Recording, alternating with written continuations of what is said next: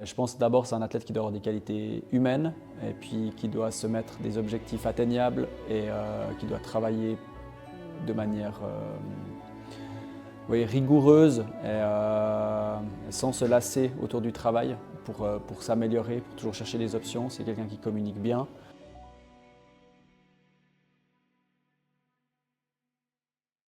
Bon, j'ai une partie de mon job comme entraîneur national pour le 400 mètres et le 400 mètres. Donc là, j'ai vraiment une activité plutôt sur le terrain avec des athlètes. Et puis la fonction d'entraîneur en chef, c'est clair, c'est plutôt autour du développement de la discipline, orienté, toujours avoir une bonne collaboration avec les entraîneurs personnels. Ça, c'est vraiment un des points centraux.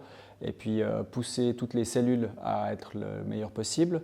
Et l'orientation des jeunes, les accompagner vers le haut niveau, leur permettre de participer à des camps d'entraînement, leur permettre de travailler dans une structure de relais, par exemple, pour aller toucher à ces premières compétitions internationales. C'est des éléments importants. Bah, c'est court, et quand c'est court, tu n'as pas le droit à l'erreur.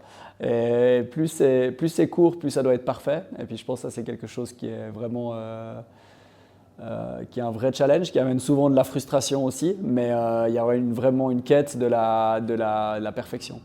Je pense que c'est un vrai challenge, surtout quand je suis arrivé, le sprint fonctionnait déjà bien, déjà très bien, j'ai eu des très bons prédécesseurs avant moi, et puis donc l'idée c'était de rien révolutionner, mais de faire évoluer les choses. De garder les choses qui fonctionnent bien et puis essayer d'amener deux, trois choses nouvelles dans le fonctionnement, dans la collaboration avec les coachs personnels par exemple. C'est surtout ces éléments-là que j'ai essayé d'amener. Oui. Bon, déjà c'est l'ADN de notre système. On est dans un système décentralisé avec des entraîneurs personnels qui accompagnent leurs athlètes. Et puis l'idée c'est de les renforcer dans cette position-là. Ça, c'est vraiment l'élément le plus important. Et puis oui, c'est aussi, en plus de les accompagner, c'est de donner des options, d'aller encore plus dans la direction de la professionnalisation des athlètes. Donc c'est clair, tout le monde n'a pas la possibilité de faire plusieurs camps d'entraînement dans l'année, n'a pas forcément la possibilité de s'entraîner la journée à certains moments dans la semaine par exemple. Et puis là, on peut amener du soutien sur ce genre de choses. Parce que je pense que c'est une des forces de l'athlétisme en Suisse, c'est d'avoir beaucoup de cellules qui fonctionnent bien, qui ont des bonnes capacités. Mais on doit encore renforcer vraiment une attitude professionnelle par rapport au sport et puis s'entraîner la journée, s'entraîner au chaud si possible pendant l'hiver, avoir des opportunités pour se développer. Ça, c'est ce qu'on peut offrir pour encore améliorer le travail qui est déjà fait par ces cellules. Ouais, je pense comme tu as dit, ça va dans les deux directions. Moi, je peux apprendre des choses à des gens parce que je suis au clair sur certaines choses et puis je dois apprendre d'autres choses par ces mêmes personnes sur d'autres points. Je crois qu'on est tous, c'est le principe, il n'y a pas une seule vérité dans l'athlétisme, il n'y a pas encore une seule réponse pour avoir du succès. Et puis là, je pense qu'on doit être assez humble et puis continuer d'évoluer. Et puis encore une fois, c'est une de nos forces, on a beaucoup de diversité. Et puis ouais, parfois ça peut être une faiblesse parce qu'il y a des situations dans lesquelles on doit essayer de sortir parce que ça ne marche pas bien. Chez moi aussi en tant qu'entraîneur personnel, parce que j'ai aussi mes propres athlètes. Et puis ouais, à la fin, la communication et puis la collaboration, c'est le meilleur moyen de trouver un chemin efficace.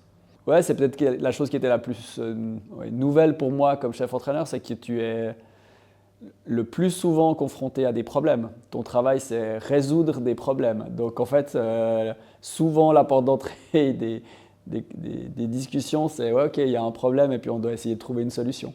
Donc ouais, c'est pas toujours facile. Et puis donc ça, c'est des vrais obstacles. Mais comme sur un 400 mètres, les obstacles, ils sont là, mais tu dois les passer et puis prendre de la vitesse sur les obstacles pour être meilleur après. Bon, pas souvent, je ne pense pas que ce soit nécessaire. Je pense que mon but c'est d'accompagner les gens et puis Oui, de les conduire vers le succès et pas de les amener de force vers le succès. Et moi, je crois au potentiel vraiment individuel de chacun. Et puis, mon job, c'est de faire que chaque individu est meilleur tous les jours, que ce soit les coachs ou les athlètes. Et puis, je ne pense pas que pour ça, il y ait besoin de trop souvent s'énerver. Et puis, ouais. Ouais, c'est un peu un jeu d'acteur, la compétition pour un coach. Parce que moi, je suis très nerveux en compétition. Ça me stresse. Ça me stresse plus maintenant que je suis entraîneur que quand j'étais athlète. Mais ça, c'est quelque chose que tu ne peux pas montrer aux athlètes. Tu dois amener de la sérénité et du calme. Et donc on doit pas laisser transparaître qu'on est nous-mêmes nerveux. Bah, je pense que c'est d'abord... ouais, évidemment, il y a des qualités physiques qui sont claires pour tout le monde. Et puis je pense pendant longtemps, l'entraînement, c'était seulement développer les qualités physiques. Mais je pense d'abord c'est un athlète qui doit avoir des qualités humaines et puis qui doit se mettre des objectifs atteignables et qui doit travailler de manière oui, rigoureuse et sans se lasser autour du travail pour s'améliorer, pour toujours chercher des options. C'est quelqu'un qui communique bien. C'est quelqu'un qui vit dans le moment présent et puis pas dans les rêves. Parce que sinon, si tu parles avec les athlètes, ils veulent tous aller aux Jeux Olympiques. Mais ça ne te fait pas aller aux Jeux Olympiques. Je pense que c'est un athlète qui a compris que les actions qu'il doit faire pour aller aux Jeux Olympiques et les changements peut-être de vie qu'il doit faire, les investissements personnels, les investissements en temps, peut-être les investissements financiers pour atteindre ses objectifs. Et puis ça, je pense, c'est les qualités sur lesquelles on doit travailler avec les athlètes, de montrer une certaine réalité. Et puis la réalité, elle n'est pas facile en athlétisme, c'est un challenge tous les jours. Et donc c'est surtout un athlète qui a de l'endurance, même pour un sprinter, par rapport à ça. Bon, c'est toujours une question de management. Déjà, il faut définir qu'est-ce que c'est la santé, qu'est-ce que c'est être en bonne santé. Je crois que c'est une question c'est pas je suis en bonne santé ou je suis pas en bonne santé. Je pense qu'il y a des moments, il y a des situations qu'on peut accepter dans des moments exceptionnels. Et puis, mais c'est clair, à long terme, l'athlète doit avoir la meilleure santé possible et doit faire attention à sa santé. C'est clair, si tu es tout le temps blessé, tu ne cours pas, donc tu n'as pas de performance. Mais on doit aussi savoir prendre des risques par moment. Mais encore une fois, ça renvoie à la question de la communication, du partage de tout ça avec le staff médical, avec les entraîneurs, avec l'athlète, avec sa famille peut-être des fois. Et puis des fois, on doit prendre un peu plus de risques et des fois, on doit être patient et puis savoir dire non. Ouais, ça renvoie plutôt à une question de management pour moi. Je trouve les jeunes coachs, c'est pas ceux qui ont le plus besoin d'être motivés. Ils sont souvent, c'est des gens, soit ils ont été athlètes avant et puis ils arrivent, puis ils ont l'énergie et ils ont l'ambition souvent de se développer très vite. Donc ça marche toujours bien. Après, oui, c'est plutôt, il y a des entraîneurs qui pensent qu'ils n'ont pas besoin de faire les formations. Puis ça, je pense qu'effectivement, c'est une erreur. Et puis, parce que ce n'est pas dans les formations où tu apprends à être un bon coach, mais tu apprends à suivre quelque chose avec d'autres personnes, tu as beaucoup d'échanges avec d'autres coachs autour de toi pendant la formation. Il y a quand même, je pense qu'on arrive assez bien dans nos formations en Suisse à transmettre une certaine philosophie de travail qui est efficace, avec laquelle on a des bons résultats. Et puis ça, je pense que ça peut influencer de manière positive les coachs. Et puis c'est un des piliers de notre système d'avoir une bonne formation des entraîneurs.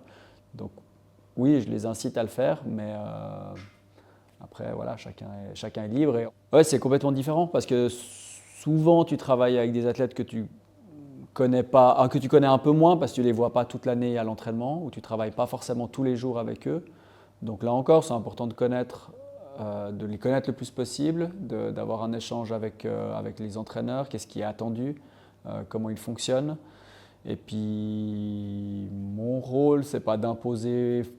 Dans une situation individuelle, mon rôle, c'est pas d'imposer le rythme. C'est l'athlète qui impose son rythme et puis moi, je dois l'accompagner pour qu'il soit le plus à l'aise possible. Alors évidemment, il y a des règles, il y a des call rooms, il y a des heures, il y a des choses, mais disons, on doit beaucoup les accompagner et puis très souvent, peut-être j'aurais fait autrement en tant qu'entraîneur personnel, mais ça, c'est pas important. À la fin, on va s'adapter. Dans le travail d'équipe, c'est un peu différent parce que dans le travail avec les relais, par exemple, là, on doit quand même avoir un fonctionnement commun avec l'équipe Et puis là, je pense que la place des athlètes, c'est clair, ça reste des individus dans une équipe, mais ils doivent aussi rentrer dans l'esprit d'une équipe. Et puis là, on doit imposer un tout petit peu plus de choses. Mais c'est clair, on doit trouver un chemin. C'est un jour un challenge. Et, on ne s'ennuie pas, c'est toujours quelque chose de nouveau.